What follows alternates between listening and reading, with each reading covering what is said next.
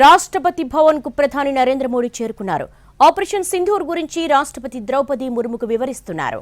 అంతకుముందు కేబినెట్ సమావేశం ముగిసింది. పాక్ ఉగ్ర స్థావరాలపై ఆపరేషన్ గురించి కేబినెట్ సహచరులకు ప్రధాని బ్రీఫింగ్ ఇచ్చారు. కేబినెట్ లో భద్రతా బలగాలను ప్రధాని మోడీ కీర్తించారు. రేపు ఉదయం 11 గంటలకు అఖిలపక్ష సమావేశం ఉంటుంది.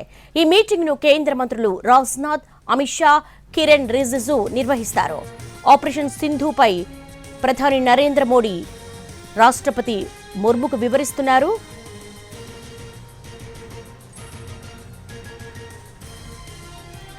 రాష్ట్రపతి భవన్ కు ప్రధాని నరేంద్ర మోడీ చేరుకున్నారు. ఆపరేషన్ సింధూర్ గురించి రాష్ట్రపతి ద్రౌపది ముర్ముకు వివరిస్తున్నారు. దీనికి సంబంధించి లేటెస్ట్ అప్డేట్స్ మా ప్రతినిధి ప్రసాద్ అడిగి తెలుసుకుందాం. ప్రసాద్, కొద్దిసేపటి క్రితమే రాష్ట్రపతి భవన్ కి ప్రధాని నరేంద్ర మోడీ చేరుకున్నారు. సో ఏంటి అప్డేట్స్? సాధారణంగా మర్యాదపూర్వకంగా రాష్ట్రపతిని కలిసి ఆపరేషన్ సింధూర్ ఏ రకంగా సక్సెస్ అయింది, ఏ రకంగా విజయం సాధించామన్న అంశాన్ని భారత రాష్ట్రపతికి స్వయంగా కలిసి వివరించేందుకే ప్రధానమంత్రి ద్రౌపది ముర్ముతో భేటీ అయ్యారు. అంతకు ముందుగా కొద్ది నిమిషాల క్రితమే ప్రధాని అధ్యక్షతన సీనియర్ మంత్రులతో కేంద్ర కేబినెట్ సమావేశం జరిగింది. ఈ సమావేశంలో పూర్తి స్థాయిలో ఏ రకంగా ఆపరేషన్ సింధూరు సక్సెస్ అయిందన్న అంశాన్ని వివరించడం జరిగింది. అదేవిధంగా సహచరుల మంత్రులంతా కూడా మోడీని కీర్తించారు. ఆ మేరకు ఆయన యొక్క దృఢదీక్షను కూడా శ్లాఘించడం జరిగింది. అదేవిధంగా అమిత్ షాతో సహా మిగిలిన సీనియర్ మంత్రులంతా కూడా దీనికి సంబంధించి ప్రధాని కూడా పొగడటం జరిగింది. అయితే ప్రధాని ఈ సందర్భంగా 2 కీలకమైన వ్యాఖ్యలు చేశారు. దేశం యావత్తు కూడా, దేశ ప్రజలంతా కూడా మన వైపు చూశారు, మనం ఏ రకంగా స్పందిస్తామని చెప్పి ఎదురు చూశారు.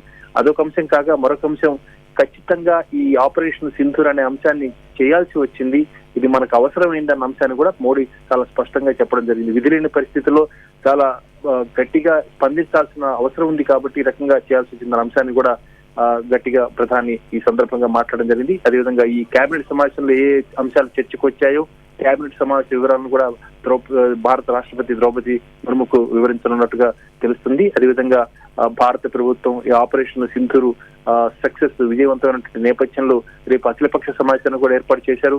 అఖిలపక్ష సమావేశంలో కూడా 3 సీనియర్ మంత్రులు హాజరవుతున్నారు. భారత ప్రధాని నరేంద్ర మోడీ సమావేశానికి హాజరు కాకపోవచ్చు. ప్రధానంగా ఈ సమావేశంలో రక్షణ శాఖ మంత్రి రాజ్నాథ్ సింగ్, అమిత్ షా, కేంద్ర హోంశాఖ మంత్రి, అదేవిధంగా పార్లమెంటరీ వ్యవహారాల శాఖ మంత్రి కిరణ్ రిజిజు మాత్రమే ఈ అఖిలపక్ష సమావేశానికి హాజరయ్యి ఈ ఆపరేషన్ సింధూరు యొక్క విజయాన్ని సహచర రాజకీయ పార్టీలకు చెందినటువంటి ప్రతినిధులతో పంచుకునేటువంటి అవసరం ఉన్నట్టు తెలుస్తుంది. ఈ రకంగా చకచక ఆపరేషన్ సింధూర్ ఏ రకంగా విజయవంతమైన అంశాన్ని చాలా స్పష్టంగా ఉన్నటువంటి ఫలితాలను చూసి తెలుస్తుంది. 25 నిమిషాల్లోనే ఉగ్రవాద తీవ్రవాద సంస్థ శిబిరాలను ఏ రకంగా విచ్ఛిన్నం చేసి అమరకు ధ్వంసం చేశారు, భారతదేశం యొక్క బలాన్ని, శక్తిని ఏ రకంగా ప్రపంచానికి చాటారన్న అంశాన్ని కూడా కేబినెట్ సమావేశంలో పూర్తి స్థాయిలో చర్చ జరిగింది.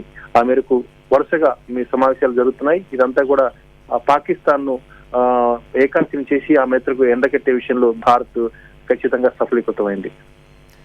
ప్రసాద్, కేవలం మర్యాద పూర్వకంగా ఈ రోజు జరిగినటువంటి ఆపరేషన్ సింధూర్ గురించిన వివరాలకే పరిమితం అవుతుందా, లేకపోతే తదుపరి కార్యాచరణ ఎలా ఉండబోతుంది? ఒకవేళ పాక్ దుందుడుకుగా ప్రవర్తిస్తే, ఒకవేళ వార్క్ దిగాల్సి వస్తే ఇలాంటి అంశాలు కూడా ఏమైనా ప్రస్తావనకు వచ్చే అవకాశం ఉందా రాష్ట్రపతితో?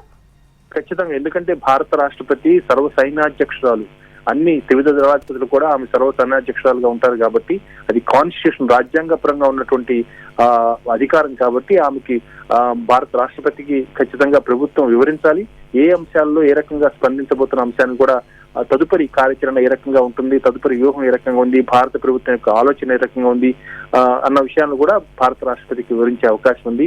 ప్రస్తుతానికి పాకిస్తాన్ ఎటు పాలుపోని స్థితిలో ఉందన్న అంశం మాత్రం చాలా స్పష్టమవుతుంది. సాయంత్రం 6 గంటలకే పాకిస్తాన్ ప్రధాని కూడా మీడియా సమావేశాన్ని నిర్వహించబోతున్నట్టుగా తెలుస్తుంది. ఆ రకంగా పాకిస్తాన్ అభిప్రాయం ఏ రకంగా ఉంది, ఈ దాడులకు ఏ రకంగా జవాబు ఇవ్వబోతున్న అంశాన్ని అందరూ కూడా ఎదురు చూస్తున్నారు. ఆ తర్వాత భారతదేశం కూడా ఏ రకంగా తిరిగి పాకిస్తాన్ కనుక దుస్సాహసానికి కనుక పాల్పడితే ఏ రకంగా చర్యలు తీసుకోవాలి, ఎలాంటి సైనిక చర్యకు పాల్పడాలన్న అంశాన్ని కూడా ఇప్పటికే ఒక బ్లూ ప్రింట్ ను సిద్ధం చేసుకోవడం జరిగింది. కాబట్టి పాకిస్తాన్ వేసే ప్రతి అడుగు కూడా 10 అడుగులతో సమాధానం చెప్పేందుకు భారతదేశం సర్వసన్నద్ధంగా ఉంది. ప్రసాద్, ఢిల్లీ పొలిటికల్ సర్కిల్స్ లో, ఢిల్లీ సోర్సెస్ లో ఆపరేషన్ సింధూర్ మీద ఎటువంటి టాక్స్ వినిపిస్తున్నాయి? భారతదేశానికి చెందినటువంటి రక్షణ దళాల యొక్క బలాన్ని, శక్తిని ప్రదర్శించాయి ప్రపంచానికి. అదేవిధంగా అందరూ కూడా రక్షణ బలాల యొక్క సామర్థ్యాన్ని కీర్తించడం జరిగింది. ప్రధాన ప్రతిపక్ష నాయకుడైనటువంటి లోక్సభలో కాంగ్రెస్ పార్టీ నేత, ప్రధాన ప్రతిపక్ష నాయకుడు రాహుల్ గాంధీ కూడా ఈ సందర్భంగా రక్షణ బలాలను ప్రశంసిస్తూ ట్వీట్ చేయడం జరిగింది, మాట్లాడటం జరిగింది. కాబట్టి భారత రక్షణ బలాలకు సంబంధించినటువంటి అంశంలో, వాళ్ళ శక్తి సామర్థ్యాలకు సంబంధించిన అంశంలో ఏ రాజకీయ పక్షం కూడా ఎక్కడా కూడా అందరూ కూడా శ్లాఘించి మాట్లాడారు. ఆ మేరకు ప్రస్తుతించి మాట్లాడడం జరిగింది. ఖచ్చితంగా ఇది భారతదేశం యొక్క విజయం, భారత రక్షణ బలాల యొక్క శక్తి సామర్థ్యాలు ప్రపంచానికి చాటైన అంశాన్ని కూడా అందరూ కూడా చెప్తున్నారు. రేపు అఖిలపక్ష సమావేశంలో కూడా ఇవన్నీ కూడా చర్చకు వస్తాయి. భారత రక్షణ బలగాలకు సంబంధించి ఏ రకంగా మరింత మనం ఇంకా మర్యాదగా ఏ రకంగా మనం గౌరవం తీసుకోవాలన్న చెప్పి కూడా కొన్ని సూచనలు కూడా ప్రతిపక్ష నేతలు ప్రతిపాదించేందుకు కూడా అవకాశం ఉంది. ఈ రకంగా రేపు జరగబోయే అఖిలపక్ష సమావేశం కూడా చాలా కీలకంగా అవుతుంది. రాజకీయంగా ప్రభుత్వానికి, మరీ ముఖ్యంగా ప్రభుత్వానికి రాజకీయంగా ఏకాభిప్రాయం, అదేవిధంగా అండదండలు ఇలాంటి సమయంలో, ఇలాంటి కీలకమైనటువంటి సమయంలో ఉండాలి. కాబట్టి రాజకీయంగా కూడా మద్దతును కూడగట్టుకోవడంలో మోడీ ప్రభుత్వం సఫలీకృతమైంది. ఆ రకంగా అన్ని పార్టీలు కూడా ప్రభుత్వానికి మద్దతుగా ఉన్నాయి. ప్రభుత్వానికి మద్దతు అంటే సహజంగా రక్షణ బలాలకు కూడా పూర్తి స్థాయిలో మద్దతు ఇచ్చినట్టే. కాబట్టి ఇది ఖచ్చితంగా భారత్ రక్షణ బలాల యొక్క విజయం, భారతదేశం యొక్క విజయం, ఇది భారత ప్రజల యొక్క విజయం, ఇది భారత ప్రజల యొక్క అభిమతం. ప్రసాద్, ఇది కేవలం సర్జికల్ స్ట్రైక్ గా చూడాలా, వార్ సైరన్ గా చూడాలా? రేపు జరిగే అఖిలపక్ష సమావేశంలో ఏ పార్టీలు పార్టిసిపేట్ చేస్తే వాళ్ళ అభిప్రాయాలను పంచుకునే అవకాశం ఉందా?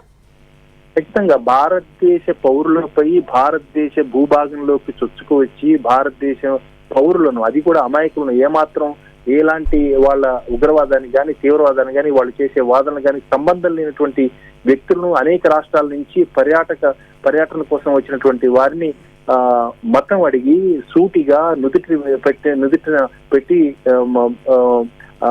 కాల్చి ప్రాణాలు తీసినటువంటి ఉగ్రవాదులు పట్ల ఏమాత్రం కూడా ఉపేక్షించేది లేదన్న అంశం అందరూ కూడా స్పష్టం చేస్తున్నారు. కాబట్టి ఇది ఖచ్చితంగా దీనికి ఎవరైతే బాధ్యులు, ఏ ఉగ్రవాదులు దీనికి పాల్పడ్డారో, ఏ ఉగ్రవాద సంస్థలు సమర్థించి ఆ మేరకు ప్రోత్సహించి వీరిని ఈ దాడికి పంపించారో వాటిని గుర్తించడం జరిగింది. ఇచ్చినటువంటి ఇన్ఫర్మేషన్ ఆధారం చేసుకొని చాలా ఖచ్చితమైనటువంటి ఒక లక్ష్యాన్ని ఎంచుకొని ఆ మేరకు తీవ్రవాద సంస్థలపైనే గురిపెట్టి ఛేదించి ఆ మేరకు విధ్వంసం చేయడం జరిగింది. ఇది ఖచ్చితంగా పాకిస్తాన్ సైన్యంపై కానీ, లేకపోతే పాకిస్తాన్ పౌరులపై కానీ, పాకిస్తాన్ సార్వభౌమాధికారిని సవాలు చేస్తూ చేసినటువంటి దాడులు కాదు.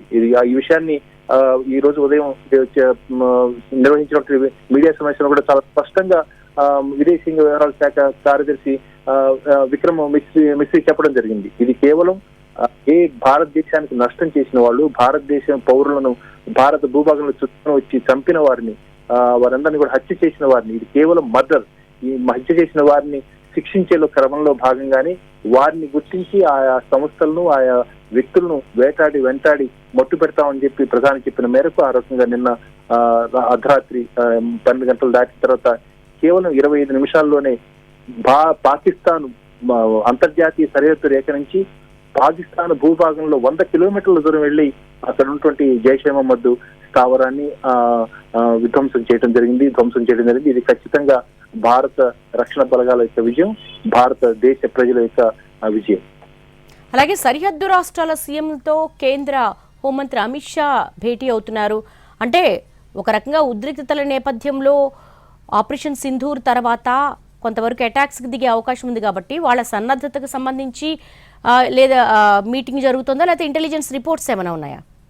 ఖచ్చితంగా ఇది మన భారతదేశం అయితే మనం ఏ రకంగా సరిహద్దులను కాపాడుకోవాలని అంశంపై మనకి చాలా స్పష్టమైనటువంటి ఒక ఆలోచన ఉంటుంది. అదేవిధంగా దానికి ఒక కార్యాచరణగా రూపొందించుకోవడానికి ఆస్కారం ఉంటుంది. అయితే ఈ సరిహద్దు రాష్ట్రాలు అనేకటువంటి దేశాలతో ఉన్నాయి. పాకిస్తాన్ సరిహద్దు రాష్ట్రాలు ఉన్నాయి, చైనా సరిహద్దు రాష్ట్రాలు ఉన్నాయి, నేపాల్ సరిహద్దు రాష్ట్రాలు ఉన్నాయి, భూటాన్, మయన్మార్, బంగ్లాదేశ్ సరిహద్దు రాష్ట్రాలు కూడా మన రాష్ట్రాలతో సరిహద్దు పంచుకుంటున్నాయి. కాబట్టి ఈ నేపథ్యంలో ముఖ్యంగా పాకిస్తాన్ సరిహద్దు రాష్ట్రాలు జమ్మూ కాశ్మీర్, లడఖ్, పంజాబ్, రాజస్థాన్, గుజరాత్ లాంటి రాష్ట్రాలకు సంబంధించి ముఖ్యమంత్రులతో, డీజీపీలతో, అక్కడ చీఫ్ సెక్రటరీలతో మాట్లాడటం, అక్కడ ఏ రకంగా ప్రజలను సమాయత్తం చేయాలి, ఈ రకంగా ఒకవేళ ఫుల్ స్కేల్లో గనక వారు సంభవించినట్లయితే ఆ రకంగా ప్రజలను ఏ రకంగా ఆత్మరక్షణ చేసుకునేందుకు ఏ రకంగా సిద్ధం కావాలన్న అంశంపై అమిత్ షా వారందరినీ కూడా అప్రమత్తం చేసేందుకు సరిహద్దు రాష్ట్రాల ముఖ్యమంత్రులతో సమావేశం వీడియో కాన్ఫరెన్స్ ద్వారా సమావేశాన్ని ఏర్పాటు చేస్తున్నట్టుగా తెలుస్తుంది. కాబట్టి ఇదంతా కూడా ముందస్తు చర్యల్లో భాగంగా ఒక సన్నాహక చర్యల్లో భాగంగా ముఖ్యమంత్రులతో ఈ సమావేశాన్ని ఏర్పాటు చేశారు. చైనా కూడా పాకిస్తాన్ కి పరోక్షంగా ఒకసారి డైరెక్ట్ గా కూడా మద్దతు ఇస్తుంది. కాబట్టి చైనా సరిహద్దు రాష్ట్రాలంటే అరుణాచల్ ప్రదేశ్, హిమాచల్ ప్రదేశ్, ఉత్తరాఖండ్, సిక్కిం, జమ్మూ కాశ్మీర్ కూడా ఒక భాగం చైనాతో ఈ సరిహద్దు పంచుకుంటుంది. కాబట్టి ఈ రాష్ట్రాల ముఖ్యమంత్రులందరితో కూడా మాట్లాడి అప్రమత్తం చేసేందుకు కేంద్ర హోంశాఖ మంత్రి అమిత్ షా సమావేశం అవుతున్నారు. ప్రసాద్, కేంద్ర కేబినెట్ తో సమావేశానికి ముందు ఆపరేషన్ సింధూర్ తీర్మానం చేసే అవకాశం ఉందని అంటున్నారు. అసలు కేబినెట్ లో ఆపరేషన్ సింధూర్ తీర్మానం ఏంటి? వాస్తవానికి ఈ సమావేశంలో భారత రక్షణ బలగాలు ఏ నిర్ణయం తీసుకున్నా, ఎలాంటి చర్య తీసుకున్నా తాము మద్దతు ఇస్తామని చెప్పి అఖిలపక్షం చెప్పటం, అదేవిధంగా కేబినెట్ సహచరులతో అంశంపై మాట్లాడినప్పుడు కూడా ఏ నిర్ణయం తీసుకున్నా కానీ కట్టుబడి ఉంటుందని చెప్పి ఏమాత్రం ఏకాభిప్రాయాన్ని వ్యక్తం చేస్తూ ప్రధానికి ఆ బాధ్యతలు అప్పచెప్పడం జరిగింది. ఆ నేపథ్యంలోనే కీలకమైనటువంటి సీనియర్ మంత్రులు, సంబంధిత శాఖల కేంద్ర మంత్రులు, రక్షణ శాఖ మంత్రి, అదేవిధంగా హోంశాఖ మంత్రి, అంతర్గతంగా అనేక భద్రతా చర్యలు తీసుకోవాలంటే హోంమంత్రి అమిత్ షా ఈ సమావేశంలో పాల్గొని, కీలకమైన సమావేశంలో భద్రతా సలహాదారు అజిత్ దోవల్ కూడా పాల్గొని ఈ ఆపరేషన్ సింధూర్ అన్న దానికి రూపకల్పన చేయడం జరిగింది. ఈ రూపకల్పన చేసి దాన్ని అమలుపరిచి విజయవంతమైన తర్వాత ఈ అభిప్రాయాలను సహచర మంత్రులతో పంచుకోవడం జరిగింది. అందులో భాగంగానే ఈ విషయాలన్నీ కూడా ఏ రకంగా ఆపరేషన్ ఈ సింధూర్ కి రూపకల్పన చేశారు, ఏ రకంగా దాన్ని యాక్యురేట్ గా లక్ష్యాన్ని ఛేదించి ఆ మేరకు విజయం సాధించాలన్న అంశాన్ని ఈ సమావేశంలో ప్రధాని వివరించడం జరిగింది. ఈ సమావేశంలో కూడా మరలా కూడా తదుపరి ఏ కార్యాచరణ అయినా కానీ తీసుకునేందుకు పూర్తిగా ప్రధానికి ఆ బాధ్యతలు అప్పగించారు. ప్రధాని అధ్యక్షతన, ప్రధాని నేతృత్వంలో ఈ జరిగినటువంటి దాడులు విజయవంతమే కాబట్టి ప్రధాని మోడీని కూడా ప్రశంసించారు సహచర మంత్రులు. కాబట్టి ఆ బాధ్యతలను తిరిగి ప్రధానికి అప్పచెప్తూ తదుపరి ఏ కార్యాచరణ అయినా, ఎలాంటి చర్య తీసుకున్నా తామంతా పూర్తిగా అధికారాన్ని మీకు అప్పచెప్తానని చెప్పి కూడా ప్రధానికి ఏకాభిప్రాయంతో ఆయనకు ఈ బాధ్యతలు అప్పచెప్పారు. కాబట్టి తదుపరి కార్యాచరణ అంశం కూడా కొన్ని అంశాల్లో చాలా కీలకంగా బయటకు పొక్కకూడదు కాబట్టి, బయటకు రాకూడదు కాబట్టి కొన్ని వ్యూహాత్మకమైన నిర్ణయాలు కొంతమంది మధ్యనే అది జరుగుతుంది. కాబట్టి రక్షణ శాఖ మంత్రి అమిత్ షా, అదేవిధంగా ప్రధాని, జాతీయ భద్రతా సలహాదారు వీరు మాత్రమే కీలకమైనటువంటి నిర్ణయాలు తీసుకోవడానికి పూర్తి బాధ్యతలు, ఆ అధికారాన్ని కేంద్ర కేబినెట్ అప్పచెప్పింది. కాబట్టి వారు మాత్రమే ఆ నిర్ణయాలు తీసుకుంటారు. ఇది బాహాటంగా చర్యలు తీసుకో ముందు మాత్రం కేబినెట్ కూడా తెలిపేందుకు అవకాశం లేదు. చర్యలు తీసుకొని సక్సెస్ అయిన తర్వాత దీనిపై కేంద్ర కేబినెట్ కు ప్రధాని హోదాలో ఆయన ఫస్ట్ అమాంగ్ ఈక్వల్స్ కాబట్టి ఆయన మిగిలిన సహచర మంత్రులతో పంచుకునేందుకు ఆస్కారం ఉంది. ఆ బాధ్యతలు తిరిగి కూడా పాకిస్తాన్ ఎలాంటి దుశ్చర్యలకు, దుస్సాహసానికి పాల్పడినా పూర్తి స్థాయిలో ధీటైన రీతిలో సమాధానం చెప్పాలని కూడా సహచర మంత్రులు ప్రధానికి ఆ బాధ్యతలు అప్పచెప్పడం జరిగింది. ప్రసాద్, ఇది చాలా సీరియస్ స్టెప్ అనుకోవచ్చు. భారత ప్రభుత్వం చాలా సాహసోపేతమైనటువంటి నిర్ణయం తీసుకుంది. అట్ ద సేమ్ టైం ఒక అడుగు పడింది. జైషే మహమ్మద్, అలాగే అల్-ఖైదా, లష్కర్ తోయిబా 3 టెర్రరిస్ట్ గ్రూప్స్ని ఒక 9 స్పాట్స్ 9 అటాక్స్ ద్వారా చేసింది మల్టిపుల్గా. ఇప్పుడు పాక్ స్టెప్ పట్ల ఎంత అప్రమత్తతగా వ్యవహరించాలన్న దాని మీద త్రివిధ దళాలతో మరోసారి మీట్ అయ్యే అవకాశం ఉంటుందా? ఖచ్చితంగా దీనికి ప్రతి నిమిషం కూడా భారత ప్రభుత్వం అప్రమత్తం ఉండి ఆ మేరకు నిర్ణయాలు తీసుకుంటుంది. అదేవిధంగా పాకిస్తాన్ ఉన్నటువంటి శక్తి సామర్థ్యాలేంటి, పాకిస్తాన్ యొక్క బలహీనతలేంటి, పాకిస్తాన్ ఏ రకంగా ఎండగట్టేందుకు మనకున్నటువంటి అవకాశాలేంటి, వీటన్నిటి కూడా క్షుణ్ణంగా చర్చించి ఆ మేరకు సమాలోచన చేసిన తర్వాతనే ఒక బ్లూ ప్రింట్ ను రూపొందించుకొని ఆ మేరకు ఆ వ్యూహ ప్రకారం నిర్ణయాలు తీసుకొని అమలు చేయడం జరిగింది. అందులో భాగమే ఆపరేషన్ సింధూర్. కాబట్టి పాకిస్తాన్ శక్తి సామర్థ్యాలకు అనుగుణంగానే భారత్ కూడా అడుగులేస్తుంది. చాలా ఆత్మవిశ్వాసంతో భారత ప్రభుత్వం ఉంది. ఎట్టి పరిస్థితుల్లోనూ అంతర్జాతీయంగా పాక్ను ఏకాకిం చేయడం జరిగింది. పాక్ దోషిగా నిలబెట్టడం జరిగింది. పాక్కి ఎవరు కూడా బాహటంగా వచ్చి సమర్థించేందుకు సాహసించలేకపోయారు. పాకిస్తాన్ చెప్పుకునేందుకు పాకిస్తాన్ అబద్ధపు ప్రచారాలను వినేందుకు ఎవరు సిద్ధంగా లేరు. ఈ అంశం ఐక్యరాజ్య సమితి భద్రతా మండలిలో కూడా చాలా స్పష్టమైంది.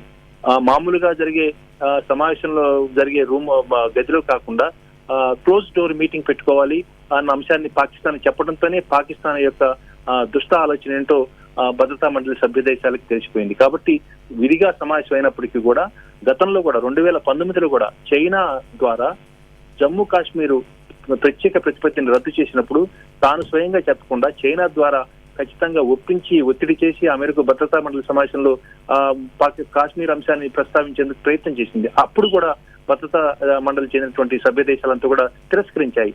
మరొకసారి కాశ్మీర్ విషయంలో అబాస్ పాలైంది పాకిస్తాను భద్రతా మండలి సమావేశాన్ని ఏర్పాటు చేయాలని చెప్పి విజ్ఞప్తి చేయటం, ఆ భద్రతా మండలి సమావేశం జరగటం సభ్య దేశాలను కూడా తిరస్కరించాయి. సభ్య దేశాలను కూడా అగ్రదేశాలు అమెరికా, రష్యా, ఫ్రాన్స్, బ్రిటన్ లాంటి దేశాలు పూర్తిగా పాక్ చెప్పే ఏ మాటను కూడా వినలేదు. అమెరికా ఏ మాట కూడా వినేందుకు అంగీకరించలేదు. దీన్ని బట్టి పాకిస్తాన్ ఏ రకంగా ఒంటరైందన్న అంశం చాలా స్పష్టమవుతుంది. ఇవన్నీ కూడా భారత్కు ఉన్నటువంటి ఒక అనుకూలమైనటువంటి అంశాలు. కాబట్టి అన్ని అంశాలను దృష్టిలో పెట్టుకొని భారత్ పాకిస్తాన్ ని ఏకాకి చేసి అదేవిధంగా ఆర్థికంగా, రాజకీయంగా అక్కడ ఉన్నటువంటి స్థానికంగా ఉన్నటువంటి పరిస్థితులు ఏ రకంగా ప్రజలు ప్రభుత్వాలు పాలకులపై అసంతృప్తిని వ్యక్తం చేసే పరిస్థితులను కల్పించే రీతిలో జల ఒప్పందాలను రద్దు చేసుకోవడం, ఇలాంటి అనేకమైన అంశాలను ఆధారం చేసుకొని పాకిస్తాన్ ఎండగట్టే ప్రయత్నం చేసింది. ఆఖరికి అవసరమైన రీతిలో తీవ్రవాద స్థావరాలు చెందినటువంటి శిబిరాలను కూడా ధ్వంసం చేసి అక్కడ పాకిస్తాన్ చెందినటువంటి సైన్యం సహకారంతో తీవ్రవాద సంస్థలు భారత్ భూభాగంలోకి వచ్చి దాడులు చేసేందుకు అంగీకరించినటువంటి ఒక తీవ్రవాదం తయారు చేసి అక్కడ శిక్షణ ఇచ్చే స్థావరాలతో సహా విధ్వంసం చేసి అక్కడ ధ్వంసం చేసింది భారత వైమానిక దళం. త్రివిధ దళాలు కూడా చేసినటువంటి సంయుక్తమైనటువంటి ఆపరేషన్ లో భారత్ పూర్తిగా విజయవంతమైంది. కాబట్టి అన్ని అంశాలు చాలా పాకిస్తాన్ ఎలాంటి దుస్సాహసానికి దిగినా కానీ సరైన రీతిలో ధీటుగా జవాబు చెప్పేందుకు భారత్ సిద్ధంగా ఉంది. వీటన్నిటిని కూడా ఎప్పటికప్పుడు ప్రతిసారి కూడా ప్రతి అంశంలో కూడా అనుక్షణం కూడా త్రివిధ దళాధిపతులు కూడా పూర్తి స్థాయి స్వేచ్ఛనిచ్చినప్పటికీ కూడా దీనికి మధ్యలో మరొక అంశాన్ని కూడా ఒక వ్యవస్థ కూడా ఉంది. జాతీయ భద్రతా సలహాదారు మండలి, ఆ మండలిని కూడా ఏర్పాటు చేయడం జరిగింది. జాతీయ భద్రతా సలహాదారు అజిత్ దోవల్ కూడా ఉన్నారు. వీరందరూ కూడా అనుక్షణం దాన్ని ఫిల్టర్ చేసి ప్రతి అంశాన్ని కూడా పరిశీలించి ఆలోచించి చర్చించి ప్రధానమంత్రి దృష్టికి తేవటం, ప్రధానమంత్రి కార్యాలయంలో ఒక ప్రత్యేక వ్యవస్థను కూడా ఏర్పాటు చేసుకోవడం జరిగింది. ఎప్పటికప్పుడు సమాచారాన్ని ప్రధానమంత్రి కార్యాలయానికి అందజేయటం, ప్రధాని ఆధ్వర్యంలో సమావేశాలు నిర్వహించుకోవటం, సమావేశాలకు అనుగుణంగా నిర్ణయాలు తీసుకొని ఆ మేరకు దాన్ని అమలు చేసే కార్యాచరణ రూపొందించుకోవటం. ఈ రకంగా పూర్తి స్థాయిలో ప్రభుత్వం అదేవిధంగా ప్రధానమంత్రి కార్యాలయం అన్ని అంశాలను దృష్టిలో పెట్టుకొని చాలా పగడబందీగా వ్యూహాత్మకంగా అడుగులు వేస్తుంది. పాకిస్తాన్ కు గట్టిగా బుద్ధి చెప్పేందుకు అన్ని సన్నాహక చర్యలు తీసుకుంటుంది. ప్రసాద్, మనము పెహల్గాం దాడి ఏప్రిల్ 22 తర్వాత నుంచి భారత ప్రభుత్వం వేస్తున్న ప్రతి స్టెప్ కూడా మినిట్ టు మినిట్ మనం అబ్జర్వ్ చేస్తున్నటువంటి సందర్భం. ఓ పక్క పాక్ ఉప ప్రధాని ఇషాక్ దార్ టెర్రరిస్టులను స్వాతంత్ర సమరయోధులుగా పోల్చాడు. అలాగే పాక్ డిఫెన్స్ మినిస్టర్ వచ్చేసి సీమాంతర ఉగ్రవాదాన్ని పెంచి పోషిస్తున్నట్టుగా ఒక టీవీ ఛానల్ అధికారికంగా యాక్సెప్ట్ చేసిన సందర్భం. ఈ అంశాలన్నింటినీ కూడా పరిగణలోకి తీసుకుని భారత్ ప్రపంచ దేశాల ముందు పాక్ను ముద్దాయిగా నిలబెట్టే అవకాశం లేదా? ఇప్పుడు దౌత్య యుద్ధం చేస్తుంది, ఆర్థిక యుద్ధం చేస్తుంది, కానీ ఏ దేశానికైనా ఇది చివరి ఆప్షన్ అనుకునే క్రమంలో ఈ రకంగా ఎండగట్టే ప్రయత్నం చేయడానికి ఆస్కారం లేదా? ఖచ్చితంగా ఉంది. రాజకీయంగా కూడా పాకిస్తాన్ లో చాలా అనుకూలమైన పరిస్థితులు ఏమి లేవు. ఎవరు కూడా ఇక్కడ పాలకులకు పూర్తి స్థాయిలో ప్రజలు మద్దతు ఇచ్చే పరిస్థితులు లేవు. గతంలో ఎన్నికలు చూసాం, అదేవిధంగా సైనికులదే ఎప్పుడు కూడా ఆధిపత్యం అవుతూ ఉంది. ప్రజాబలంతో వచ్చినటువంటి ఇమ్రాన్ ఖాన్ ప్రధానమంత్రి పదవిని కోల్పోయి ఆ మేరకు ఇప్పుడు జైల్లో ఉండాల్సిన పరిస్థితి ఏర్పడింది. ఈ పరిస్థితి పోయి ప్రజాస్వామ్యం పునరుద్ధరించాలంటే ప్రజల్లో చైతన్యం రావాలి. ఆ మేరకు ప్రజల్లో చైతన్యం వచ్చే పరిస్థితులు ఉన్నాయి. తరాలు మారుతున్నాయి. ప్రజలంతా కూడా చాలా నాణ్యమైనటువంటి జీవితాన్ని కోరుకుంటున్నారు.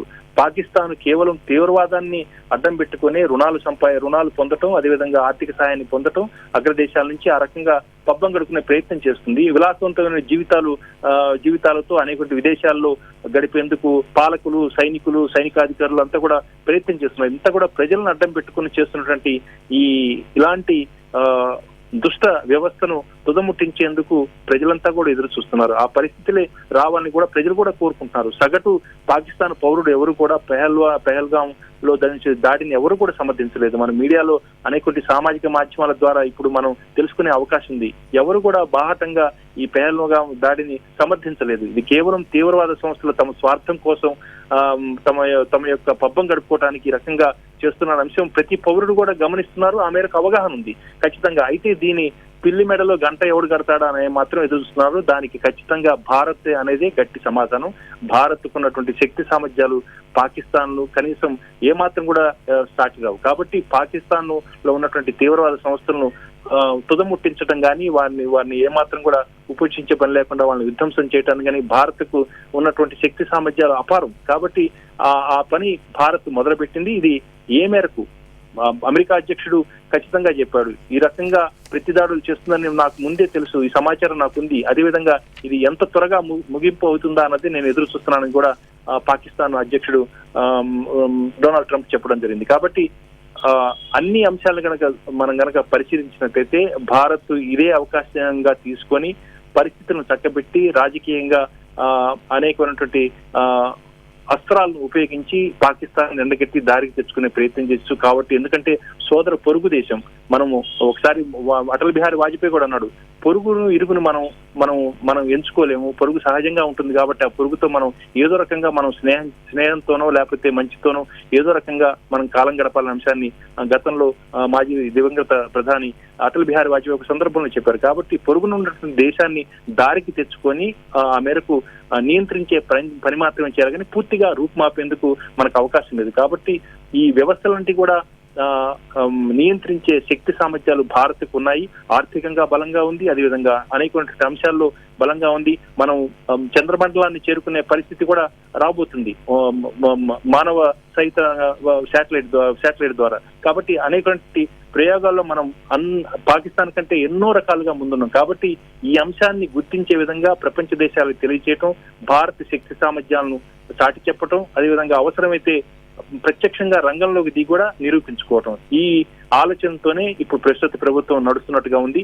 ఖచ్చితంగా అనేకమైనటువంటి అంశాలను పరిగణలోకి కనుక తీసుకున్నట్టయితే భారత్ ఇదే అంశాన్ని ఇదే సంఘటనను ఇదే అవకాశంగా తీసుకొని ఆ మేరకు పాకిస్తాన్ కు సరైన రీతిలో బుద్ధి చెప్పేందుకు అన్ని ప్రయత్నాలు చేస్తుందని మాత్రం అనుకోవడానికి ఆస్కారం ఉంది. అయితే పాకిస్తాన్ వేసే అడుగును బట్టి భారత్ తన యొక్క అడుగు ఉంటుందన్న మాత్రం చాలా స్పష్టంగా ఉంది. దాన్ని దృష్టిలో పెట్టుకొని మాత్రం మనం ఆలోచించుకోవాలి. పెహల్గాం దాడి జరిగిన తర్వాతనే భారత్ ఇలాంటి వైమానిక దాడులకు పూర్తి స్థాయిలో విధ్వంసకరమైనటువంటి వైమానిక దాడులకు పాల్పడింది. పాకిస్తాన్ ముందుగా తప్పు చేసిన అంశాన్ని దృష్టిలో పెట్టుకొని ప్రపంచానికి చూపి దాన్ని సాక్ష్యాధారాన్ని ఆధారం చేసుకొని భారత్ ఇలాంటి చర్యకు పాల్పడింది. భారతదేశం యొక్క ఆత్మ యొక్క మనం పరిశీలించినట్టయితే భారత ఆలోచన తీరుతెన్నులు చాలా స్పష్టంగా తెలుస్తుంది. భారతదేశం ఇప్పుడు కూడా తనంతట తానుగా ముందుగా ఎవరిపై దాడి చేసిన దాఖలాలు చరిత్రలో లేవు. కాబట్టి పాకిస్తాన్ కు బుద్ధి చెప్పే రీతిలో మాత్రం ఖచ్చితంగా ఈ అవకాశాన్ని తీసుకుంటుందని మాత్రం మనం అనుకోవడానికి చాలా అవకాశాలు ఉన్నాయి. ప్రసాద్, మీరు చాలా వ్యాలిడ్ పాయింట్స్ గుర్తు చేశారు. కార్గిల్ ఆర్మీ యాక్షన్ సమయంలో అటల్ బిహారీ వాజ్పేయి అన్న మాటలు. కానీ పొరుగునున్న దేశం పాకిస్తాన్ నిత్యం కుట్రలు పన్నుతూ ద్వేషాన్ని రగిలిస్తూ మన భారత్పై టెర్రరిస్ట్ దాడులకు పాల్పడుతున్న క్రమంలో కవ్వింపు చర్యలు దిగుతున్న క్రమంలో ఎంతవరకు దారికొచ్చే అవకాశం ఉంటుంది? ఇప్పుడు almost wing commander Sofiya Qureshi కావచ్చు, వ్యోమికా సింగ్ కావచ్చు, వీళ్ళు ప్రశ్న అడ్రస్ చేస్తూ కూడా చెప్పారు అక్కడ ఉన్నటువంటి పాక్ సివిలియన్స్ కానీ పాక్ ఆర్మీకి కానీ ఎలాంటి హాని జరగకుండా కేవలం టెర్రరిస్ట్ స్పాట్స్ మాత్రమే అటాక్ చేశామన్నారు. కానీ పాక్ చాలా అబద్ధాలను ప్రచారం చేస్తోంది, అక్కడ ఉన్న సివిలియన్స్ మీద అటాక్ జరిగిందని చెప్తోంది. ఇది ఎంతవరకు ప్రపంచ దేశాలు నమ్మే అవకాశం ఉంటుంది, ఎంతవరకు నమ్మించే అవకాశం ఉంటుంది పాక్? ఏమీ అవకాశాలు లేవు. కారణం ఏంటంటే భారత్ ఉన్నటువంటి శక్తి సామర్థ్యాలు కానీ, దౌత్యపరంగా మనకున్నటువంటి చాకచక్యం కానీ, అదేవిధంగా వాస్తవాలు కానీ, ఇవన్నీ కూడా భారత్కు వచ్చే నైతిక స్థైర్యం. భారత్కు లభించినటువంటి ఈ నైతిక స్థైర్యంతోనే ప్రపంచ దేశాలన్నీ కూడా భారత్కు అండగా నిలిచాయి. ముఖ్యంగా కరోనా సమయంలో భారతదేశం చేసినటువంటి సేవలు అన్ని దేశాలు కూడా ప్రశంసించాయి. మనం వ్యాక్సిన్ ని రూపొందించి ప్రపంచ దేశాలకి అందజేశాం, అది కూడా ఫ్రీగా అందజేశాం, ఇది చాలా ఉచితంగా అందజేశాం. మానవత్వం పట్ల వసుదైక కుటుంబం అనే ఒక ప్రాథమికమైనటువంటి సూత్రాన్ని, వేదాల్లో చెప్పినటువంటి ప్రాథమిక సూత్రాన్ని, వసుదైక కుటుంబం, ప్రపంచమంతా కూడా ఒకే కుటుంబం, మన మనుషులంతా కూడా అందరూ సోదర భావంతో ఉండాలనే ఒక భావన మనకున్నటువంటి ఆలోచన తీరు. ఈ ఆలోచన తీరుతోనే మనం ఎప్పుడు కూడా దూకుడుగా ఉండి వేరే వారిపై దాడి చేయటం కానీ ఆక్రమణలు కానీ ఎప్పుడూ భారతదేశ చరిత్రలో వేలాది సంవత్సరాల చరిత్ర చూసుకున్నా కానీ అది ఎప్పుడూ జరగలేదు. అంతర్గతంగా రాజులు పక్క రాజ్యాలతో పోట్లాట్లు అవన్నీ ఉండొచ్చు, కానీ మొత్తంగా భారతదేశం ఎప్పుడు కూడా ఇతర దేశాలపై దాడి. Right Prasad, thanks for the live updates.